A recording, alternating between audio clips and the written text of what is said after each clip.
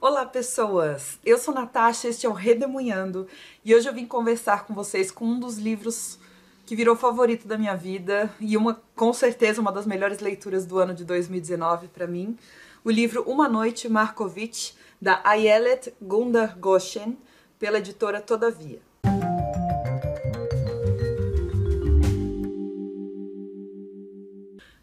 Então, gente, Uma Noite Markovitch. Esse livro tem a tradução do Paulo Geiger.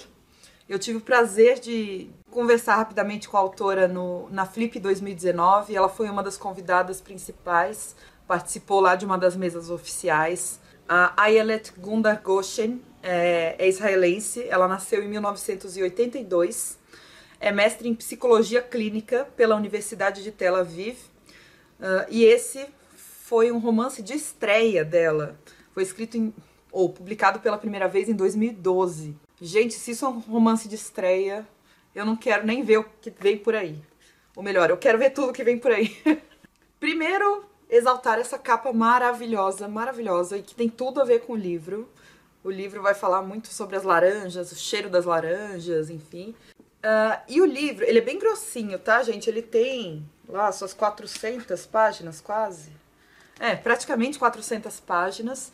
E eu vou contar o começo da história, porque na verdade ela vai se desenrolar depois. Mas é a história de um cara chamado Yaakov Markovitch. E o Markovitch é um cara completamente sem graça, que não chama atenção de maneira nenhuma. E ele tem um grande amigo, seu melhor amigo, chamado Zeev Feinberg. O Zeev, ao contrário, ele chama muito atenção, ele tem um bigode vistoso e olhos azuis. E ele é meio um galanzão, assim. E da mesma forma, as personalidades são bastante características. Então, a personalidade do Markovitch é meio apagadinha, ele é mais introvertido, enquanto que a personalidade do Feinberg é mais exuberante. O livro se passa na década de 1940, mais ou menos na Europa, no começo.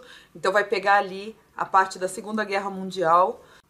E o Markovitch e o Feinberg são mandados numa missão para irem até a Europa, se casarem com algumas moças judias e voltarem com essas moças para a Palestina, que ainda não era Estado de Israel, né? O Estado de Israel vai ser criado em 1948, após a Segunda Guerra Mundial. Nessa época já havia judeus morando ali na região da Palestina, mas ainda não era o Estado de Israel. O que havia era uma ocupação, uma espécie de colonização judaica por ali, com apoio da Grã-Bretanha. Então, basicamente, eles vão para a Europa, se casam com duas moças judias. A única coisa é que o Markovitch, que é o sem graça, se casa com a moça mais linda do universo. Assim, ele se casa com... Ela chama-se Bela, inclusive. Ele se casa com a Bela. E o Feinberg se casa com uma moça X, uma moça normalzinha. E o que acontece é que quando chega na Palestina, né, quando chega na terra que eles vão morar de fato... esses oficiais que se casaram com as judias se divorciam delas e aí cada um pode continuar a sua vida. Ou seja, essa estratégia do casamento seria só para cruzar as fronteiras, né, para poder tirar essas moças judias do perigo nazista que havia no continente europeu. Só que o que acontece é que durante a viagem de navio até a Palestina, o Markovitch, ele toma a decisão de não abrir mão dessa mulher. Ele fala, eu nunca que eu vou conseguir uma mulher como ela. E eu tô casado com ela. Ou seja, eu não vou conceder para ela o divórcio quando eu chegar lá na Palestina. E essa é a história básica. Todo o resto vai se desenrolar a partir daí. Eu já li a sinopse e amei. Assim, vou contar para vocês o meu processo. Quando sai a programação da Flip, vai saindo aos poucos, né? Tal autor é convidado, tal autor vai falar... eu vou atrás dos livros para ver quais sinopses me interessam, porque eu gosto de ler os livros da Flip antes de estar lá para ver as conversas, né, entre autores, né? Então, esse aqui eu fui ler a sinopse e eu amei essa história de um cara apagado, que aprisiona uma moça pelas regras sociais, enfim, eu gostei muito. Além do que, eu adoro... histórias que se passam na Palestina por algum motivo. Todas as que eu li eu gostei, sabe? Então, saber que a autora israelense ia falar sobre isso também me puxou pro livro. E assim, a minha surpresa não poderia ter sido melhor, porque eu amei tudo nesse livro. A escrita da autora, os personagens que ela cria, a história. Vou ser muito sincera que eu não vi defeito nesse livro. Vou mostrar pra vocês que a autora foi muito querida, ela me deu um autógrafo, inclusive escreveu, segundo ela, né, porque eu não sei, Natasha em hebreu ou hebraico, não sei como é que se diz o nome da língua. E ela escreveu With the Smell of Orange, ou seja, com o cheiro de laranja. Então, pra mim, assim, além de uma história muito interessante, os personagens são apresentados pro leitor de uma forma que você não esquece quem eles são. Ah, e uma outra coisa que eu gostei é que ela sempre repete o nome inteiro do personagem, ou então o nome e a função dele, o nome e a profissão dele, de modo que você não esqueça quem é, né? Eu vou ler pra vocês o primeiro parágrafo, que é o parágrafo justamente que fala sobre Markovitch. Ó, com a leitura desse primeiro parágrafo, eu quero só que vocês escutem a linguagem dela, a apresentação de personagem. Então, vamos lá. Abre aspas. Yakov Markovitch não era feio. Que não se conclua disso que era bonito. Garotinhas não desatavam a chorar por causa de seu aspecto, tampouco sorriam ao ver seu rosto. Ele era, seria possível dizer, um glorioso meio-termo. Mais do que isso, suas feições eram espantosamente destituídas de singularidade, a ponto de o olho não conseguir se demorar nelas, seguindo adiante para se fixar em outras coisas. Uma árvore na esquina, um gato num canto qualquer. Para continuar a percorrer a aridez do rosto de Yakov Markovitch, era preciso desprender enormes esforços, de modo que raramente as pessoas o faziam durante muito tempo. Isso também tinha suas vantagens. O comandante de seu pelotão logo as percebeu. Ele olhou para o rosto de Yakov Markovitch apenas durante o tempo necessário e desviou o olhar. Então disse, você vai contrabandear armas. Com esse rosto ninguém vai perceber. E ele tinha razão. Yakov Markovitch contrabandeou armas, talvez mais do que qualquer outro membro do Irgun. Irgun é a Organização Militar Nacional. E aqui ó, tem um glossário no fim do livro que explica. Foi um grupo operacional militar clandestino que lutava, como outros grupos semelhantes, contra o mandato inglês sobre a Palestina e pelo estabelecimento de um Estado judeu. Então era o comandante, membro do exército, entre aspas, né? Então vamos lá. E ele tinha razão. Yakov Markovitch contrabandeou armas, talvez mais do que qualquer outro membro do Irgun, e jamais esteve nem perto de ser apanhado. O olhar dos soldados britânicos deslizava por seu rosto como óleo numa pistola. Se os membros do Irgun o admiravam por sua ousadia, Yakov Markovitch nunca chegou a saber. Poucos falavam com ele. E aí, gente, eu li esse primeiro parágrafo e me pegou já o livro. Eu já achei lindo, maravilhoso porque esse é o problema, né? Quando o começo é muito bom, quando a sinopse é muito boa, a expectativa é alta. Só que esse livro ele não deixa a peteca cair em momento nenhum. Assim, o meio dele é muito bom, o começo dele é muito bom, o final dele é muito bom, tudo é muito bom, pelo menos pro meu gosto. Em termos de estilo, acho que vocês conseguiram ver, a autora ela usa metáforas muito bonitas, mas sem ser pedante, porque a linguagem dela é direta. Então, só mais um trechinho para vocês verem essas imagens bonitas que ela cria e que são muito fáceis de você imaginar. Olha só, vou ler um trechinho da página 132 e 133. No passado, tinha gostado de poetas porque achava que eram capazes de criar o mundo que quisessem.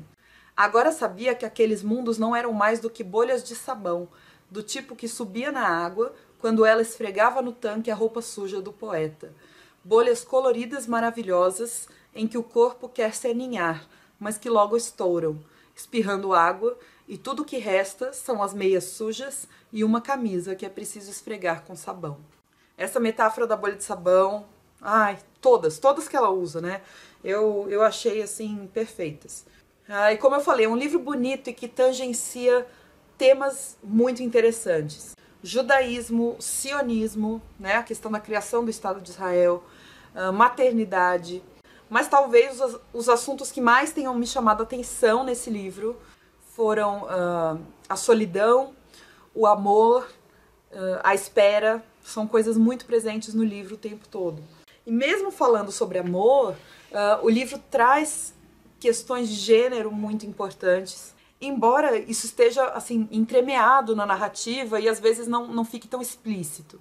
Por exemplo, o fato de o marido ser o único que decide a questão do divórcio, né? A Bella, ela quer a todo momento se separar do Markovitch, e o Markovitch não deixa, e por isso eles não se separam, porque o marido é que escolhe o divórcio ou não.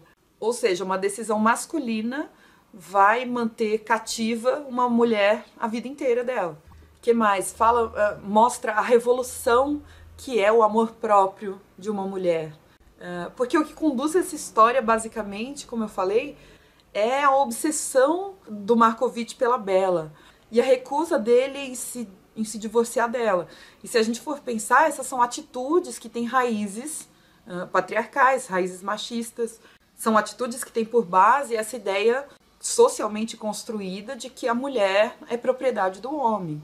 Eu senti uma pegada muito leve, muito levinha, de semelhança com Gabriel Garcia Marques, em momentos bem específicos, tá? Não é o livro inteiro, não parece, presta atenção, não parece Gabriel Garcia Marques, mas tem um momento ou outro que lembra, é como se você sentisse assim um perfume de 100 anos de solidão, sabe? Porque ela traz um pouquinho, assim, uma espécie de realismo mágico. Então, por exemplo, a casa do Markovitch passa a reagir da mesma maneira que a esposa dele reage a ele. Se ela tá com muita raiva, a casa fica com um ambiente inóspito. Se ela tá, sei lá, fria com ele, a casa fica gelada. O que mais? A Bella tem os olhos muito parecidos com os de outra personagem. E aí cria-se uma conexão intrínseca entre elas, né? Uma conexão muito profunda. Tem momentos em que uma chora e a outra chora também, porque os olhos delas são iguais. Enfim. E assim como existe esse tracinho de Gabo, eu também senti um tracinho de José Saramago. Ou seja, ela trouxe para mim dois dos meus autores favoritos, de uma forma bem sutil, bem distante, mas tem a mesma pegada para mim, pelo menos teve. Por exemplo, as páginas 140 até 142, eu achei que tem esse cheiro de Saramago. Eu não vou ler porque é muito grande e é um spoiler, tá? Mas quem já tiver o livro aí e quiser saber, nossa, onde que você viu Saramago? Eu achei que, por exemplo, essas páginas 140 a 142 lembraram um pouquinho. Isso que é difícil, né? Porque assim, eu nem sei se eu deveria mencionar esses nomes pra vocês, porque são nomes muito consagrados e pode fazer com que a expectativa fique muito elevada. Mas, de fato, ao longo da leitura eu tive essas lembranças, que pra mim são lembranças muito lindas, né? Lembrar do Gabo, lembrar do Saramago é muito valioso num livro, eu acho. E vamos falar sobre os personagens? Gente, os personagens desse livro são marcantes, são complexos, são fascinantes. Eles têm peculiaridades próprias, como, por exemplo, o bigode do Feinberg, ou um aroma de laranjas, ou a recusa de falar alemão. Então, cada um tem uma característica bem peculiar, né, bem própria, e que são histórias maravilhosas. A Ayelet, né, a autora, ela falou lá durante a mesa na Flip de que ela se preocupou muito com os detalhes dos personagens. Então ela teve cuidado com isso e isso fica transparente no livro. Uma outra coisa muito legal sobre esses personagens é a questão da profundidade deles, porque a autora ela pensou muito em passar para o leitor os segredos que as pessoas levam consigo. Segredos que são tão profundos, que são tão particulares de cada indivíduo, que muitas vezes nem a própria pessoa não admite nem para si mesma aquilo. Eu achei tão lindo ela falar isso na mesa, porque dá pra ver isso no livro. E, gente, uma outra coisa que ela contou na mesa, eu fiquei impressionada. Ela tirou, claro, ela bolou toda uma história fictícia, mas ela teve a ideia de um caso real. Ela foi almoçar ou jantar, não sei, com a família do companheiro dela, acho que atualmente é marido dela, e ele contou pra ela, ó, naquele quarto mora a mulher mais linda do mundo, é a Bella. E a Bella já estava com 80 anos, né, quando ela foi jantar lá. E aí ele contou a história de que a Bella era uma prisioneira, porque o marido dela tinha ido buscá-la na Europa, na época da guerra, na época do nazismo, casou-se com ela e quando chegou na Palestina de volta, não concedeu o divórcio a ela. E a partir daí, ela começou a pensar na história, começou a bolar os personagens e desenvolveu essa história aqui. Uma outra coisa que ela falou na mesa, que eu não posso deixar de mencionar aqui no vídeo, que foi muito interessante, foi a escolha dela para construir o Markovitch. Porque seria muito fácil ela construir um personagem monstruoso que mantenha cativa uma mulher inocente, né? Ou seja, é muito fácil a gente pensar que o Markovitch é um babaca, porque é. Mas ela constrói o Markovitch de um jeito que você vê muitas nuances nele, você sabe que ele tá errado, mas você entende a motivação dele. Então, perceba, eu obviamente não concordo com o que ele tá fazendo, nem com a motivação dele, mas eu entendo como é que a cabeça dele tá funcionando. Por que que pra ele aquela decisão fez sentido? Isso torna tudo muito mais sutil, né? A gente sabe que o tempo todo ele tá errado, que ele tá prejudicando a Bella, mas a gente entende por que que ele não abre mão daquilo. Então fica um livro muito mais complexo mesmo. Não é tão fácil assim, ele é mau e ponto. Ele é um monstro, ele é um bandido e ponto. E a autora pensou nisso, ela comentou isso. Ela falou que foi consciente da parte dela na hora de escrever. Eu achei muito interessante. E finalmente também é importante a gente pensar o quanto essa história se conecta com o contexto histórico de formação do Estado judeu de Israel. Então começa se passando antes da criação do Estado de Israel e termina depois da criação do Estado de Israel. Então a gente consegue acompanhar alguns aspectos culturais, políticos, econômicos disso, né? Os árabes como inimigos aparecem aqui também. Então assim, até dá para ler sem pensar no contexto judaico, no contexto israelense, no contexto palestino. Mas eu acho que a leitura fica melhor, fica muito mais rica se a gente conectar com o contexto histórico. Que é fácil de fazer, porque a autora deixa essas dicas no meio do livro. E além de tudo isso que eu falei, tem outros temas aqui nesse livro, né? Como eu falei, ele é muito rico. Então a gente tem aqui no texto o amor, a guerra, sofrimento, relacionamentos humanos, é claro, por causa desses personagens, a loucura, mas tudo com uma leveza, com uma doçura que eu acho difícil de encontrar nos livros. E essas características, para mim, tornaram esse livro muito precioso, muito especial, sabe? Então eu gostei demais. Já entenderam que eu recomendo a leitura, né? Pra mim foi a melhor leitura que eu fiz pra Flip, com certeza, sem sombra de dúvida. Eu espero que vocês leiam. Quem já leu, por favor, comenta aí embaixo comigo se você compartilha desse sentimento. É tão bom quando um livro se encaixa desse jeito pra gente, né? Eu não sei se todo mundo vai sentir a mesma coisa que eu ao ler esse livro. Provavelmente não, né? Mas eu gostei muito de verdade, tá bom? Muito obrigada pela companhia. Deixa um comentário pra mim, deixa um joinha. Se você quiser comprar Uma Noite Markovitch pela Amazon, por favor, utilize o meu link que tá aí no box de descrição. Comprando por esse link, você não paga nada mais por isso. E eu recebo uma pequena comissão pela venda, tá bom? Se você quiser comprar outro livro pela Amazon, também pode usar o link do mesmo jeito. Mas eu acho que esse livro aqui é uma ótima compra. Me contem aí embaixo qual foi o último livro que vocês leram que arrebatou vocês. O meu foi esse. Tá bom? Um beijo, até o próximo vídeo. Tchau!